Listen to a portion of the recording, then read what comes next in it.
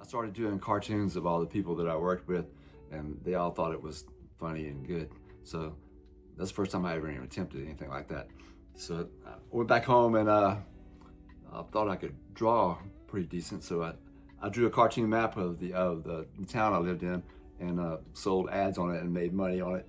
And I got hired on in a movie called JFK, an Oliver Stone movie in New Orleans.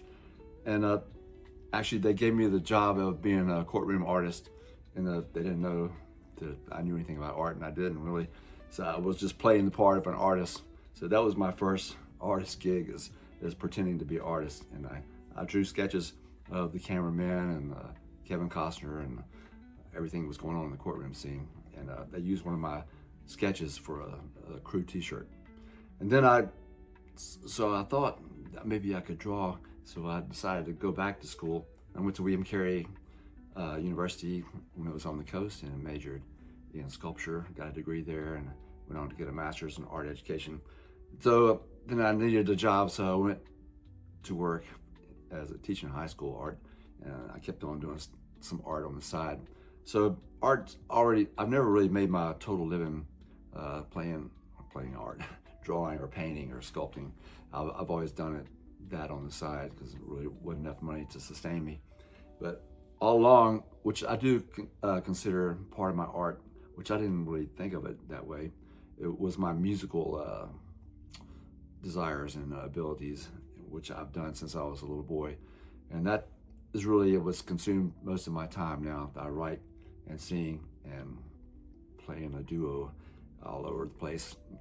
So that's where we stand right now. So I think my artistic journey started just by being a creative person. I grew up in Italy, but my parents were North American. They were from the Midwest.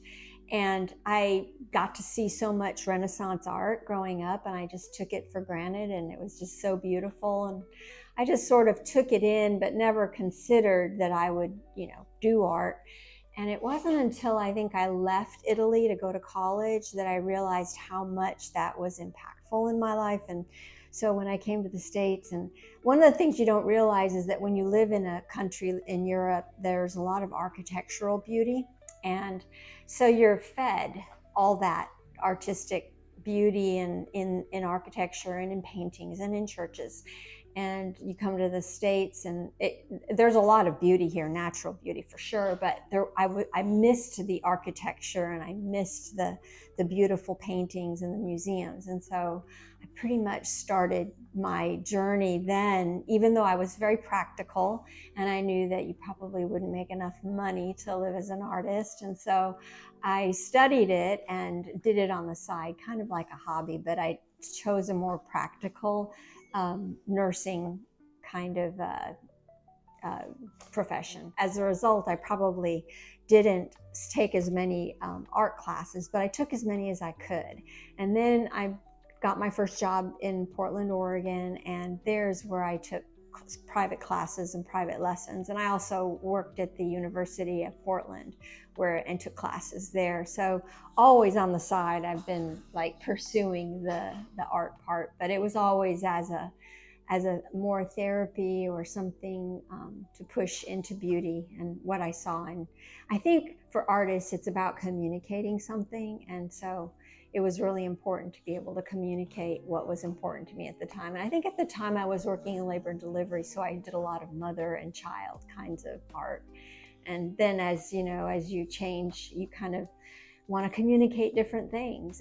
But it's always been sort of in the realism sort of ways that I wanted to communicate a story or a narrative or something that was beautiful to me, and hope that somebody else would find it beautiful and be blessed by it, or share that with you. I think sharing those kinds of things with people is a big part of what compels them. Like, oh, I have a couple of people that understand what I'm trying to say, and that's very special. I mean, when you begin in art, you know very little except that you just love it, and then you look at the masters and you look at people that you really admire, and you try to figure out how they did it. And I think that's why artists are so keen on going to museums and painting. They used to paint in the museums to sort of copy the beautiful paintings that was probably the only place they could see them. Now you have access to a lot of paintings just online. You can study them, and I also would paint them just to learn firsthand, what made them really good. And I frankly wasn't very good in the beginning at all. I mean, embarrassingly bad. And even now, as my style changes, I realize that, man, what I did 2 years ago is just not, I don't like it. It doesn't represent me. I'm embarrassed. So I think we just continue growing as you would in any skill that you put a lot of effort into and a lot of time into. You're gonna get better. And so I would say I was pretty bad in the beginning, but I've been doing this now for 35 plus years, and the intensity of it has probably grown in the last 7, maybe. So yeah, and with that I mean, like, I probably paint 6 hours a day, 7 days a week almost. Like, I really, on the days that I can't paint as much, I may paint 3, but then on the day that I can, I'll sometimes paint 9 and 10 hours. So it's a compulsion. And if you did anything like that over that many hours, I think you'd be crazy if you didn't get better. I started out with very creative parents and supportive, and we lived way out in the country outside of Wiggins. And there wasn't a whole lot of opportunity other than my parents encouraging us to make things. So my father moved us down to the coast, and thank heavens he did, because there's a huge supportive group down here. And I had a teacher that was very creative, and she saw that I had some talent in elementary school and put me on to art. And I had a neighbor that was an artist, and I took art classes from them, and soon realized after high school, where I took art, won the art award, and it was what I was best at, decided that was what I wanted to do, was major in art. So it was teachers, family, and now it's friends. Always learning, never stop. When I was growing up, I drew all the time. Some of my first memories are drawing people specifically. And when I was probably 4, I think, maybe 3 or 4, I took red nail polish and I painted giant people all over my white walls. So instead of being punished, my parents took me to the store and had me pick out a new paint color and new wallpaper for the room, and they painted a whole wall as a chalkboard and said that if I wanted to paint on walls, I should use a chalkboard. And I think that was really encouraging for a young artist. I also my grandmother was an artist, and she had a ton of museum books, gallery guides, and I would look through the books and copy the paintings in there, draw the things that were in there, I was inadvertently doing master studies, which I found out were a thing in college, which was probably very helpful to my development, to be honest. In high school, it's when I started exhibiting with adults, and I had a solo exhibition.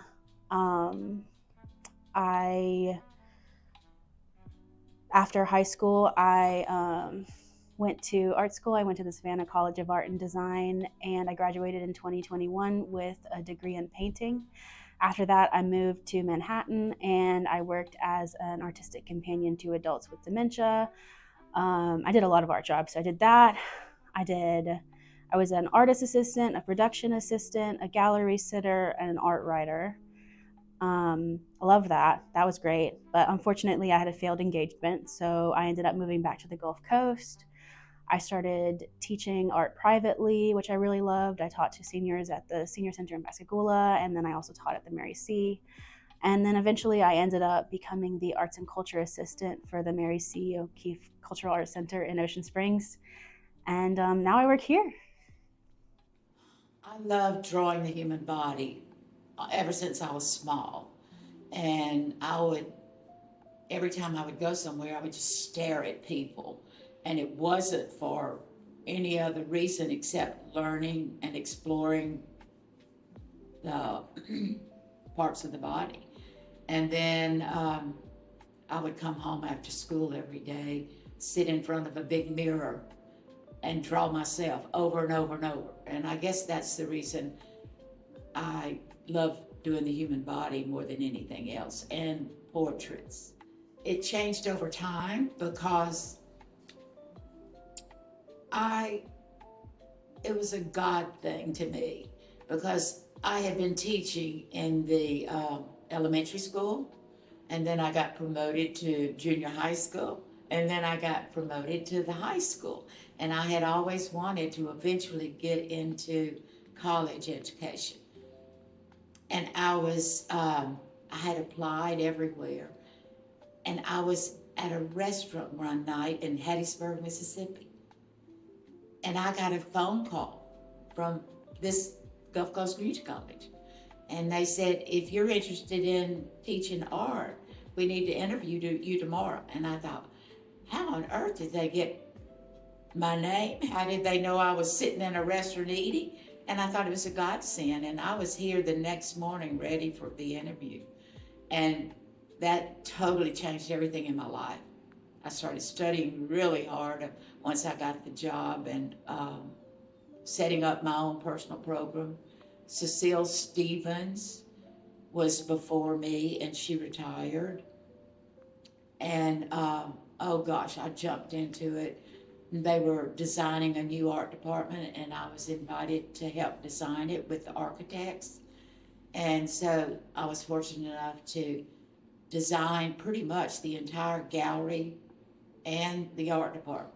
So it changed, it redefined me for who I was and validated that I knew what I was doing. Artistically, I can't remember a time when I wasn't drawing and painting. So that's like my earliest memories, drawing, like chalkboard.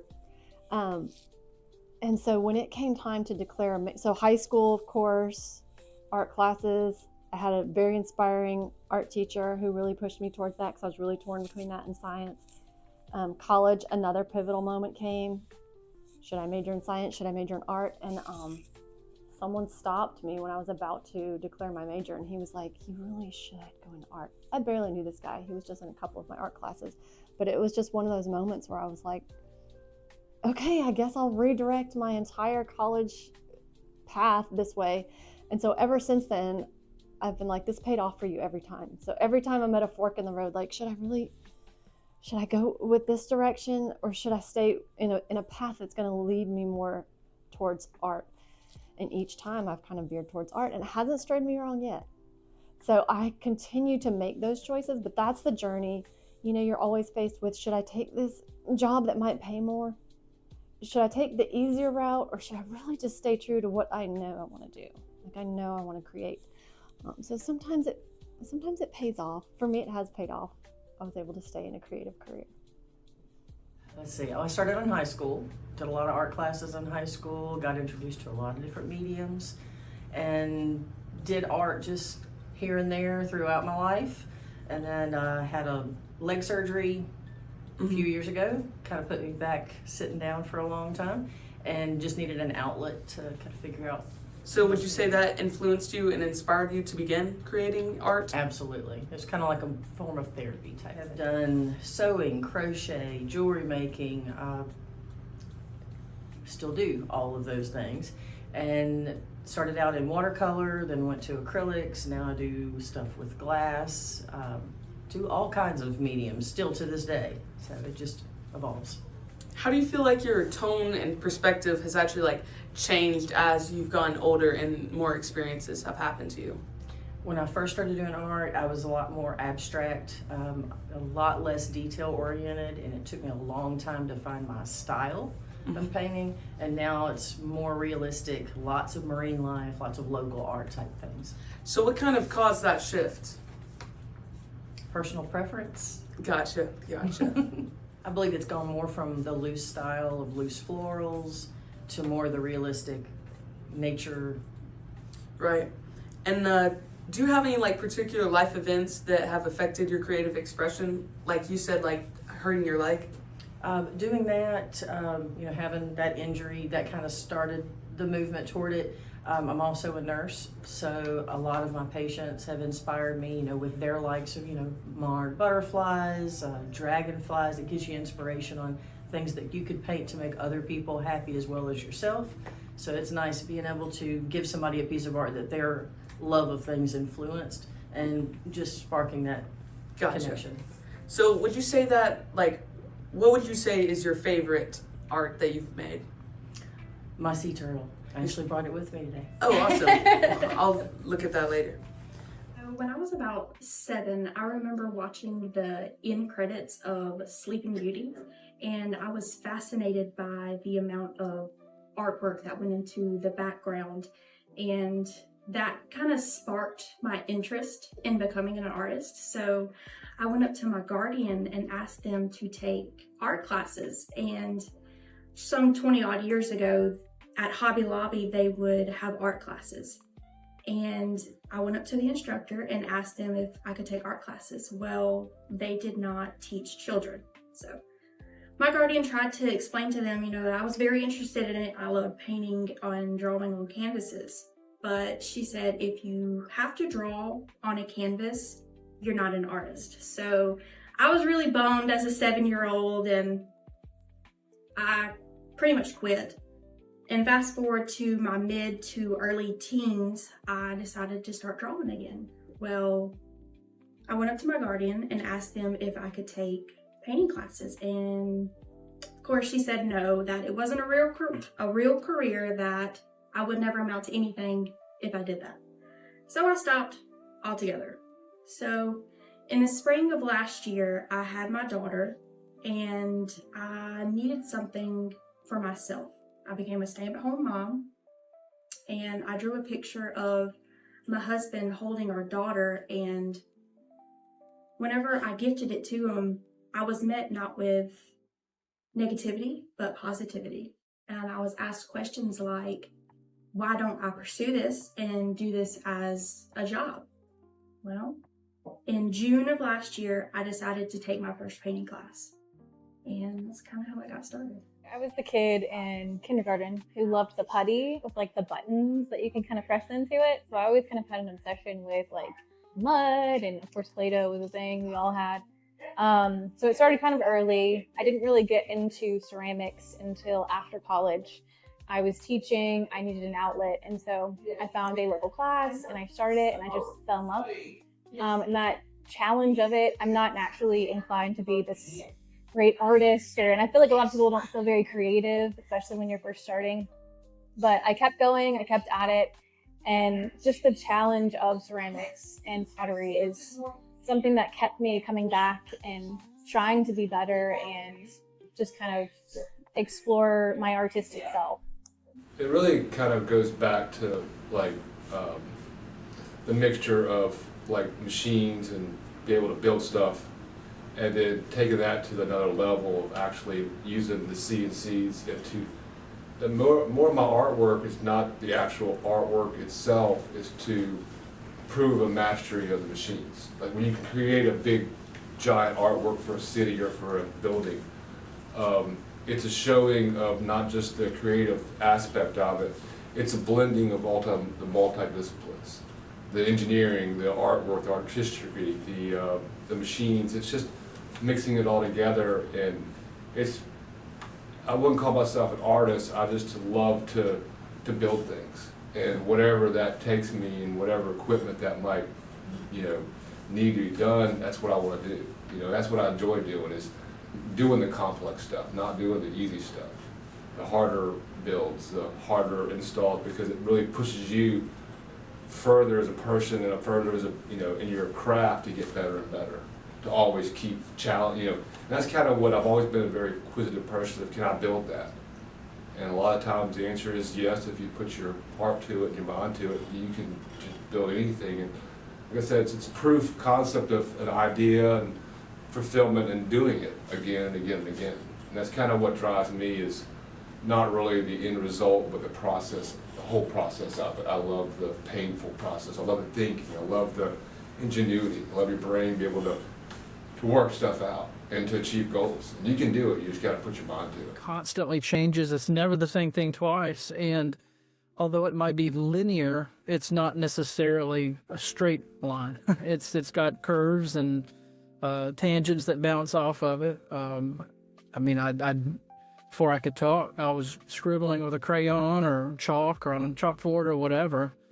And that's never really stopped in terms of visual expression, trying to get things out that are in your head that you want to envision. I've always had a fascination in history and in seeing things that weren't documented, things that I imagined in my head, and then trying to bring that to life through drawing, through painting. And again, that's what I do to this day. So in terms of an evolution, the more you do, the better you get, the more competent you become, but you're never truly, at least I'm not truly satisfied with where I am. So, and I'm glad for that. I wouldn't want to think that I'm where I'm supposed to be, because then you quit. I mean, I feel, oh, nothing else left to do. So, I've been teaching. I didn't go to college to teach others how to do what I do. It just sort of happened. So in terms of the journey, this wasn't a planned part of it. And even my time in college wasn't the easiest, because the type of art that I was into was not what was being taught at the time, or what was trendy or popular. The era of the photograph were the things that I was drawn to, thinking that this scene was created by the hand of somebody else, and did it really look that way? And it took me a long time to realize that, artists are individuals, and they don't always get it visually correct, but that's what gives it its appeal sometimes too. So the educational part of it, I got my degree in graphic design, and I hate graphic design. I wasn't very good at it, but I got a job in it and did it because it paid the bills. Went back to college to get my graduate degree, and it was more of a focus on history, but visualizing history in a multimedia sense, using computer, graphic design type stuff. But while I was in graduate school is when I started teaching and figured out, hey, I'm pretty good at this. So, and the more you teach, I think, is the more you learn. You never, I keep telling my students this, I could never be a math teacher, because 2 + 2 is always 4. In art, I can ask the same question to a million students and no two will ever give me the same answer, and they could all be correct. So, teaching has been fun. It's allowed me to continue my own growth and pursuit as an artist. But yeah, the day comes when I get to retire soon, I'll be doing this full time. I'll be drawing and painting full time, and looking forward to being a student again. Well, it's changed immensely. I majored in pottery and got out of college and couldn't afford it. So I went and studied painting, and I got my master's in art education. I knew that it would be a tough life majoring in art and trying to survive on my art skills. And I practiced many different medias, jumped around. I was a watercolorist for a long time. I was an acrylic painter. And then once I started teaching high school, they set up a studio for me, and I was able to do more pottery. And I have settled down. The pandemic, in a way, helped me with my recent art. I decided to go back to oil painting, which I hadn't done since high school, and relearn it. So I took a bunch of online classes and dwelled in on that, and created a series using oil paints. And that's what I've settled on right now. I still do a lot of pottery, a whole lot, but even that's changed. I'm not a functional pottery. I like to be more creative. I do weaving on top of pottery and some abstract things. It's changed because I'm a lot more serious about it. The coast influenced me with the fellow artists that are here. I belong to a group, and I formed a group of fellow artists, and we called ourselves the South Mississippi Art League. And our purpose was to support each other and find venues to go to. So all these coast artists banded together, and we would have critiques and we would have shows, and that lasted about 10 years. And now we have another group that's strictly for critiques, and it's coast artists supporting each other. And that's the biggest influence the coast has on me. There's lots of fellow people out there that can understand the struggles that an artist have. They call it artwork for a reason, because it is work. I couldn't make it without my coast art friends. As a child, like I was already saying, like I said previously, I did a lot of copying of things. I would also draw magazine covers. I would just copy things, which is good for technical skill. And then in high school, beginning of high school, I started really experimenting with different media, brighter colors, painting more, painting in acrylics and watered down acrylics. And I was very interested in high contrast, vivid color, chiaroscuro, reflective light. Those are all things that followed throughout my art career. And I always include them inadvertently or on purpose. It definitely in high school, I started using it more as an emotional outlet. My first big body of work was anthropomorphic animals that were supposed to display my first heartbreak in a way that wouldn't out me to my school. And so those were really, they're black and white, and they used heavy chiaroscuro and tenebrism, which is, I drew a lot of inspiration from Caravaggio and also the Dutch Vanitas painters, Dutch masters. Vanitas painting is like, it's got a lot of heavy symbolism. It's usually about death, and there's usually religious undertones about purity and greed, etc. So I love symbolism. So symbolism was very important to that body of work and throughout all of them. After that, I've always been kind of a morbid person, doing a body of work about the death industry, about all of the things I was learning about it on my free time, and palliative care. And a lot of that was just about the process of decay and trying to foster death positivity. I really loved that body of work. So in high school, my senior and junior year, I did AP art, and those were my two concentrations. I loved that.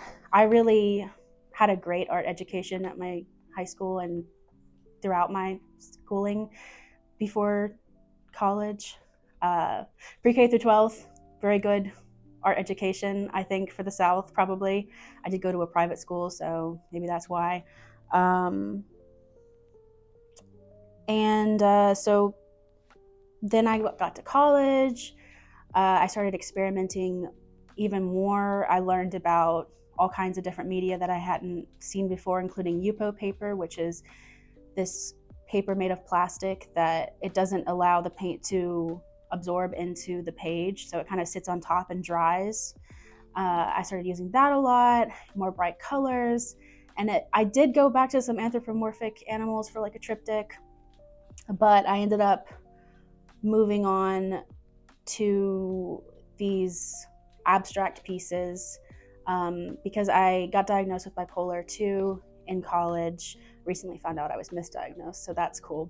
Love that. And I did a series of work that was about what your emotions would look like interacting in your brain if they were microscopic creatures. And so that was, I did resin sculptures that I did macro photography through the resin, and then painted those with some additional elements. And that was really great until I was like, you know, I really want to start making work about myself personally. And I went back to death stuff. So I did another series about the death industry and palliative care for my senior thesis. And that was very mixed media. I had 3D modeling, sculpture, laser cutting, photography, paintings. I painted on some silk. I made some handkerchiefs. And that was a really great way to talk about all the different aspects of death culture that I was interested in. I also studied abroad for a bit when I was in college in Provence, and I did plein air painting. And that really solidified my working in situ and light and reflection. Light and reflection are kind of the best ways I've found to make an interesting piece. And that's what I'm attracted to visually in general. And more recently, after that piece, after I graduated college, I found it hard. I've been finding it hard since college to paint, period. The executive dysfunction, fatigue from working full-time, and just perfectionist anxiety about it, like wanting to create the perfect piece every time. This is a, common issue for artists, but it's really been an issue for me specifically to find joy in creating. And more recently, I've kind of turned that around a bit. I had a series that was about kind of life, like our lives are, all of our experiences are kind of confetti that are mixed up with everyone else's experiences. And we kind of have a lasting impact through everything we do on others. And that one was still kind of death related. Death kind of and mortality are really a through line really through all of my work. That's the thematic through line, and then the visual through line is chiaroscuro and vivid color. Okay, started with chalk on a chalkboard, earliest memory. But when I was in the 6th grade, my mom had the presence of mind to put me in some art classes. But it was with this artist who just wasn't advertising art classes. He was just a professional painter. And he had a gallery in downtown, and we were living in Maine at the time, so it's this beautiful downtown gallery with these beautiful snowscapes in the window, and she asked if he could teach me some painting. And luckily he had some other 11 and 12-year-olds, and I had to pass a test. And he had some art therapy background, so he had me do some art therapy background, some tests, and anyway, I passed. So my first medium was oil painting. I don't do that now, but that was my 12-year-old first time painting. He taught me underpainting, which is kind of a thing that you learn when you're older, so I thought that was pretty neat that I learned that so early. But now I primarily do watercolor and caricatures. I started back in 2018. Yes, ma'am. Doing really basic florals. Those still look really good. I painted my dog, more of a cartoon type thing. Very basic type stuff. I got into painting pet portraits for friends and people that have lost their animals or got new ones, and started doing stuff like the little dogs and stuff like that. But I found that doing animals really creates a connection with a lot of people, because most people love animals. And so then it went more into the coastal stuff, like pelicans. Right. A lot of people like pelicans. I love to watch pelicans personally, but I'm a huge sea turtle fan. So my sea turtles went from looking almost embarrassing to me to I wanted something that was more personal, more in your face kind of thing. Right. So I did this one a few months back. I loved him so much that I made my business cards with him on it. That's awesome. So I just love the peacefulness of it. Right. That you could get that close to something in wildlife and be able to look at it all the time and get some joy out of it. The colors, I use a very vibrant color palette for the most part. Yes, ma'am. And it just brings a lot of joy. I mean, I've been doing art since high school. I actually did this in high school. Much better than what I could do. But it's finding what you love, developing the skills. I've done classes online, but it's just do what feels good to you. Can't follow anybody else's style. Just do what feels good. I would say my timeline is very short and fast-paced. Once I picked up the paintbrush as an adult, everything just sort of fell into place. I mainly work with acrylics only because it's easier. And in my earlier work, I was very experimental in testing technique, color, and trying to just figure out what style and subject I like to paint. And my timeline isn't very long, but I can see the personal growth. It's changed in the confidence in my brushwork. You can tell that my brushstrokes are more confident and my color harmony's better, and just overall in general, you can see that in the beginning I was experimental and all of those things. So I definitely started out as a hobby, and I started out in about 2017, so it's been almost 10 years, which is crazy to think about. It's been a long time. But I did pottery while I was teaching for a couple of years, and ended up doing so much of it that I felt comfortable with actually starting a small business in it. And so through that small business, I kind of grew even more as an artist and started selling it. And so when I started out, it was kind of just, I loved it. I loved ceramics, I loved art, I loved making things, whether it was mugs or like a sculpture or a vase, just kind of a variety of stuff. And as I kind of went on, I think with like any business, you start to kind of move away from the passion and the creative side of it a little bit. We kind of live in a consumerist society. And so it kind of can put blinders on you and keep you away from exploring. I think at the heart of art, it is self-expression. And so I think if you're not truly making things that make you happy or kind of show where you're at in life, I just think it's no longer creativity. It's just kind of making stuff. And so when that happened, I kind of started taking a break on my art, because I think a lot of artists do take breaks and they need that to kind of just like reevaluate and kind of see what's inspiring, get more inspired again. And so in that time frame, I started teaching. I currently teach ceramics to seniors at a local center. And so through me starting to teach again, I just fell back in love with ceramics. And I'd been making things, but it was just such inspiration to watch I have a lot of ladies in my group, the other ladies make stuff and just, they made it from their heart, and just have so much fun with it that it's definitely reignited my inspiration. And so since then I've been making more, but I've been focusing more on things that not necessarily everybody wants from an artist or a ceramic artist.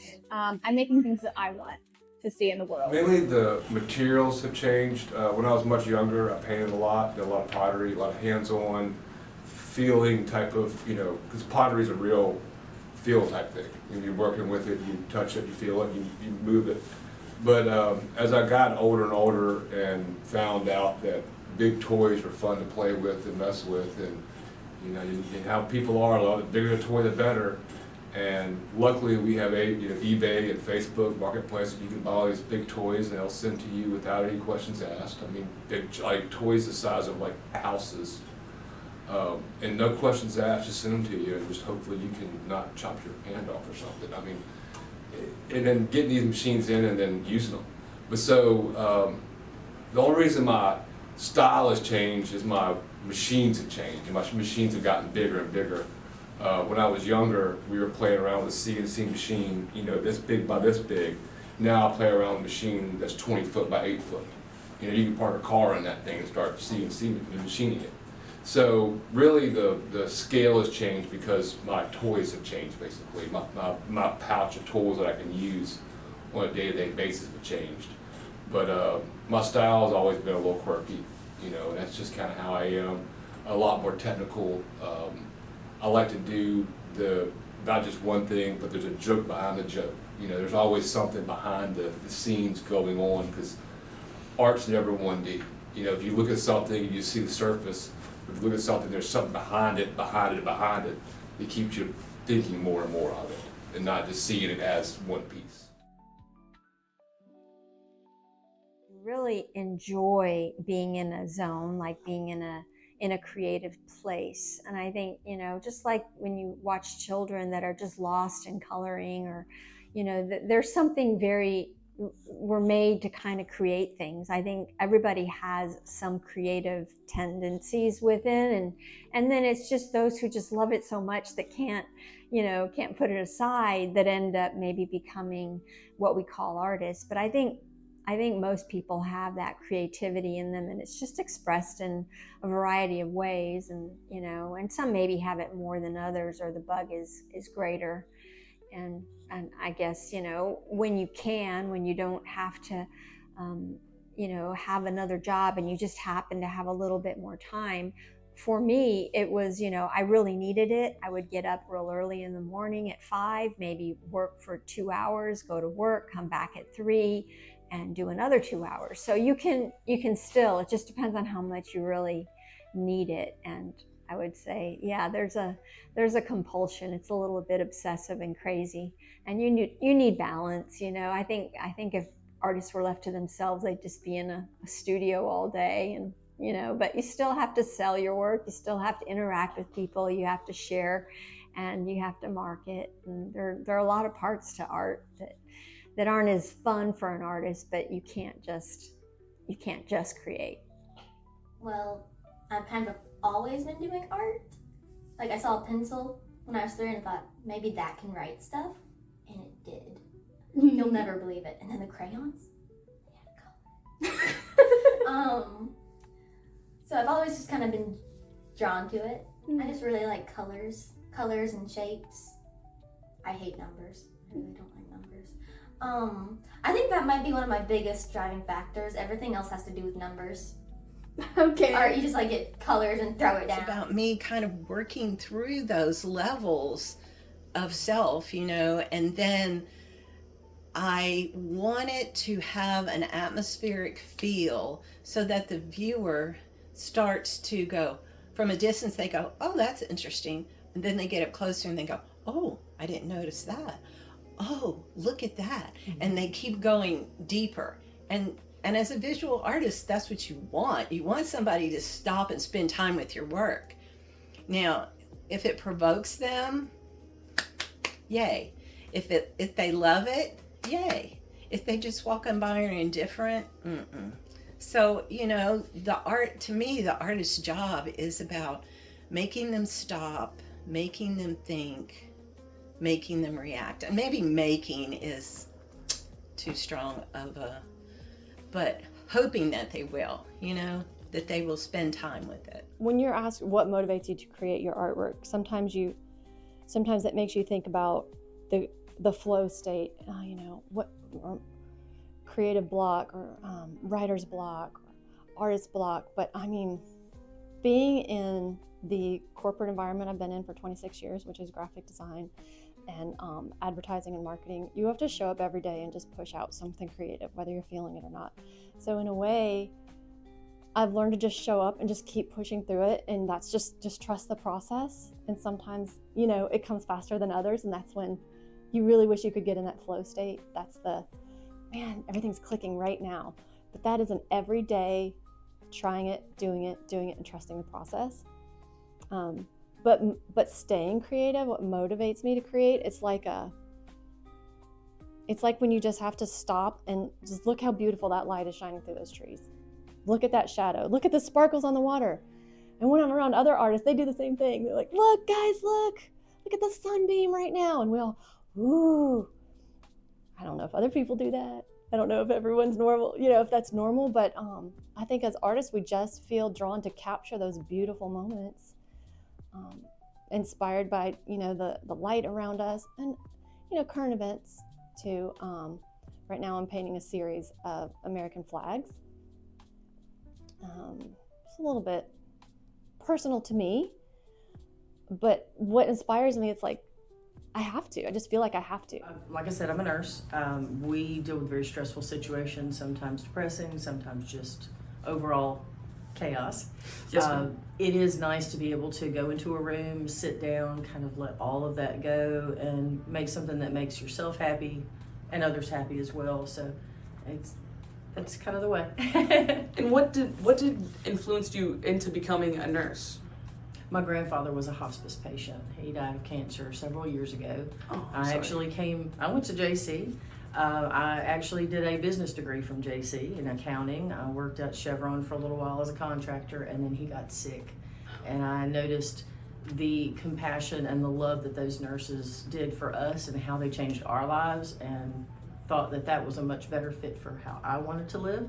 And so I got accepted into nursing school, came here for my prereqs, and then went on to become an RN. I've been an RN for about 20 years now. So But whenever I finally get into that zone, everything around me just fades and hours could pass and I wouldn't even know it. And I don't create art for approval or recognition. I create art for self and personal growth. One of the biggest things that I find inspiration in is the textural changes. I love carving clay away and then kind of putting a really glossy glaze next to it. I love picking up a mug and like holding it, and the feel of it. It's not just like a plain mug that, you know, you just throw in your sink when it's done. It has textural value to it. And so you pick it up and you think this person has thought about this whole process and has had their hand on it this whole time. And this is art and it's functional. And so throughout my work, I try to make sure to bring that element, the whole piece. I try to make sure that it has been touched and I've thought about it and it's intentional. Ceramics for me, I started out wheel throwing. It's definitely not cathartic when you start out. It's very stressful. At least it was for me. You get kind of stuck in the life of comparison and trying to get where you want to be and be the best thrower on the earth. But through that, I grew and persevered and learned that a challenge in ceramics is a daily event. You learn so much. It's just, I love that. I think in that way, it's cathartic for me because I'm constantly having some problem arise. And I know that's a little kooky to say. Some people do not like problems every day, but I just love being able to kind of overcome that and find ways that maybe I can't fix a problem, but maybe I can kind of mitigate it a little bit in another way. And so for me, it's definitely cathartic. It's a little stressful at times, but definitely worth it. And you do get into a zone when you're making, for sure, especially now when you kind of understand the basics of how to throw and things like that. You definitely zone out. I love to zone out to a good podcast as well. But definitely encourage anybody to learn to find an art form that they can kind of zone out with and just enjoy and relax. I guess at some point I just love doing something. Like I gotta do something. Like I just can't sit still for a while. So it's really a kind of pastime to me to be able to create stuff. I don't know what makes me tick sometimes, but I just like seeing the end result. And I'll do anything to see that end result. And sometimes it's a labor of love, and sometimes it's easy. But it's the ending result that I'm after. I like the feeling of completing something, getting it done, and go on the next project. You know, sometimes this project's cool, but I always like to see the next one. I'm always trying to, I don't want them to sit around my house. I want them to be built and then go away, and then something else be built and go away. I'm not one of the people. A lot of artists have all this art in their house of their artwork or their that stuff. I'm just like, let it go. You know, I build it, but let the community see it, be done with it. Well, it is cathartic. It's something, it's like reading a good book and just immersing yourself and losing yourself in it, and time stops and you just disappear. Or playing music, just becoming part of something that goes beyond, you know, your day-to-day here and now. It's a chance to escape and go somewhere.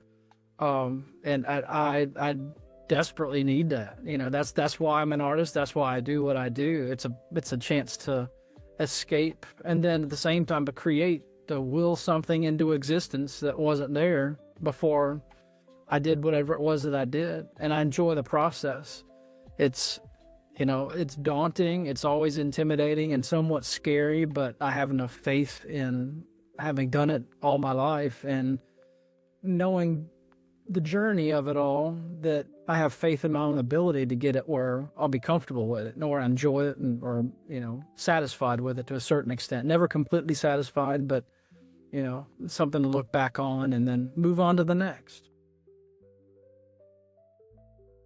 There's this balance between marketing and doing what inspires you. Because if I were to do something that didn't keep me, I'm not going to do a very good job. Even if I know that landscapes are popular, if I am not drawn to landscapes, I'm probably not going to do as great a job on them. So there's this balance between doing what you love and considering your audience. I had a lot of untraditional techniques of teaching, and people got confused, but once they understood what I was talking about, boy, it opened up the class, and we were winning every award junior college art classes win. We would always win them because we were doing something unique and different from most teachers. Caricature art is one of my gigs. I do that for like a hobby. And I discovered I could do that when I was about 2 years working at Ingalls Shipbuilding. And the gentleman who normally did them hurt his hand and was out. And they were like, please, Miss Bobby's worked here so long. She's always wanted one of these. You've got to do a caricature for her. And I was like, I don't know how. I did not have YouTube, okay? I did not have a way to look this up. So I asked them for pictures of her. And I sat at a table and I spent a long time looking at all the pictures and drawing it, and did this whole cartoon of her with her hobbies, which was surrounded by pots and pans, and she had a catering business and she was on the phone, and it was really cute. But anyway, they were like, that's it, you're doing caricatures from now on. And I did them at work. And then it was probably 5 years before, maybe even longer. Yeah, probably 5 years before I got up the nerve to do it live. And that's one thing I would tell people, like, you've got to get over the fear.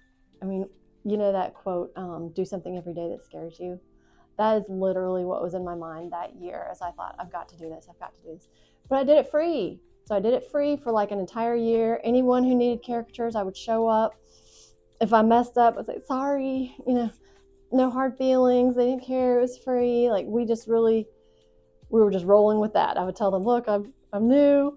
And people were very forgiving. And so I did them free for several years before I actually felt like I could go do them live and charge money for someone's caricature. That's fearful for you to put a price on something you've created. And that's something I see in a lot of young people. Like, I don't know how to price my art. I don't know what value to put on it. I don't feel like I have the experience of someone older. And so I don't know if I'm good. So I think that's where it's good to have an older friend or artist who can give you that feedback and tell you, encourage you, tell you, no, this is good. You should value this. Put this price on it. You can do it. You can hang. You're good. You can do it. Self-doubt is so hard, especially it's been shaped by the childhood, saying all these negative things. So the self-doubt is still a struggle to this day, is overcoming that. That's one of my biggest struggles. And also finding a teacher. Now when I reach out to a teacher, they want to tell me that I don't need to take classes, that I'm good enough. Well, I don't want to be good enough, I want to be better. So that's really a struggle, is finding connection in the art community. Well, for me, the biggest was kind of my epiphany previously, where recreating a historical scene or whatever, and I'm trying to piece things together, and oftentimes you'll use photographs as primary references. And I just got to the point where I was sick of being dependent upon the photograph. And I wanted to know what it was that a camera did and why it didn't do it as well as the human eye that did it. And that's when this was, in terms of life instances, I was married, had a kid, was working 3 jobs to pay the bills. I wasn't doing that much art, and I was frustrated because I couldn't sit down and draw and paint. And if I did have the time to do it, typically what I did were large historical pieces that took months, if not years, to complete. So there's no prospect of me finishing anything anytime soon. So my path went straight to plein air painting, going outside and learning to leave the camera at home and trust what I saw with my own eyes. And in doing that, it gave my work from that point forward a much more naturalistic sense of light and color. And I apply that to everything I do now, everything in the studio. I have a much greater sense of an understanding of light and shadow and color as it applies to my plein air work and to studio work too. So that was huge for me, and I'm still exploring that. That journey will never end. One of the cool things about teaching art is you get to see the spark start in young people, young artists, and they go on to do great things. And I've seen some of my students go on to be artists, and some of them have gone on to be lawyers and stuff, but they're still doing really good stuff. That's the important thing, that they've gotten something that benefited their life. So it was cool being a high school teacher and helping people give some skills that they can use later on in life, and that they can use in their entire life, and not just for during school. So that's pretty rewarding. Everybody hopes that their art would last beyond them. I think we all want an immortality project. I think that's important to humans, that somehow will be remembered. And of course, the most beautiful artwork is remembered, and the artists' lives and are studied, and we're interested in them. But even if just my pieces were kept by my family, I would be very, very happy that they'd have like something of me.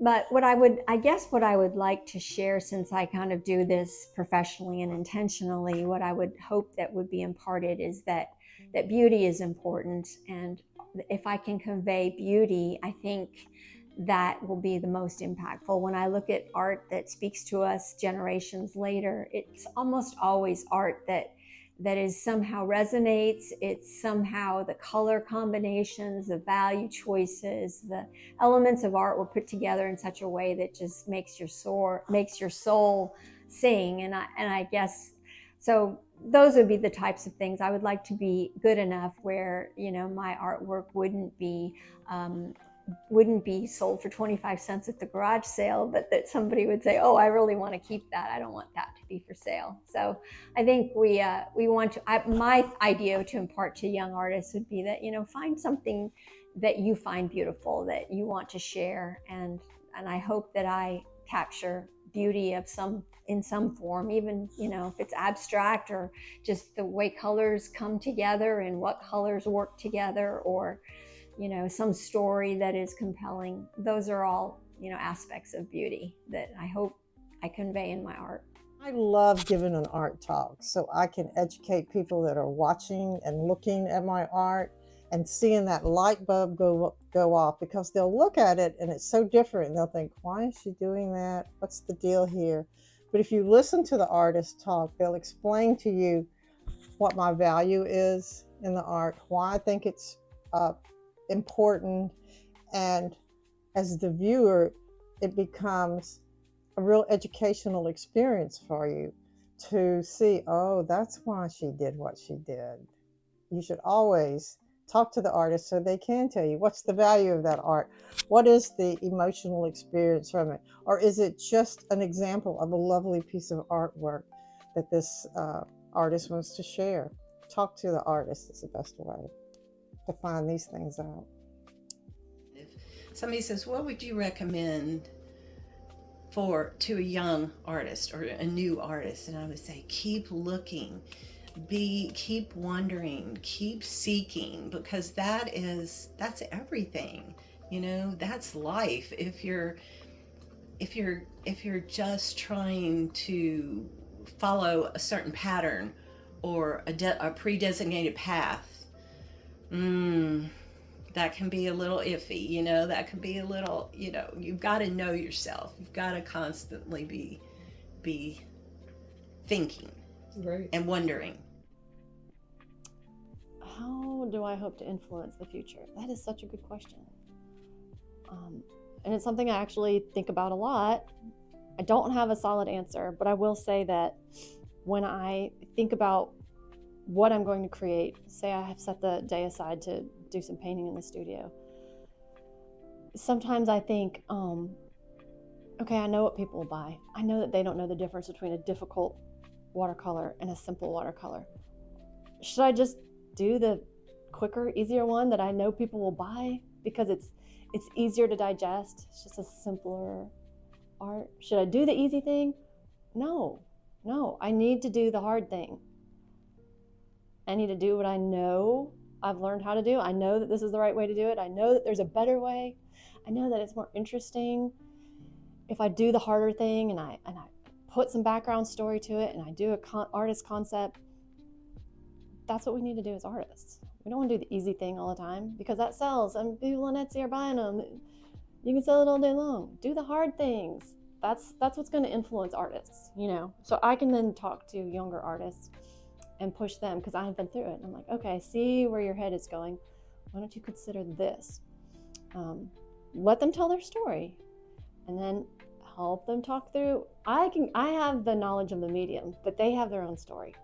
So, I mean, as I'm talking to younger people, I'm like, what do you want to say with this? Okay, here's the tools I can give you to help accomplish that. Visually, whether it's digital media, whether it's using Procreate, maybe it's going back to the basics and learning about Conte crayons and, you know, materials that the masters used. Maybe we need to get back to some charcoal and get some live models in here. Maybe it's a young person who really just wants to draw anime. Well, let's look at where anime came from. So I have to think about how to influence the future.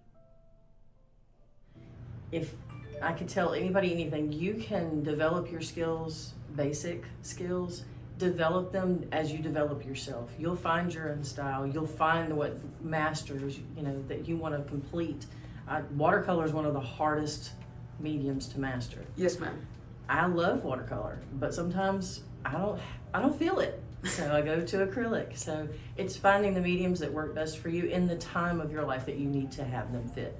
So yes, ma'am. It's good.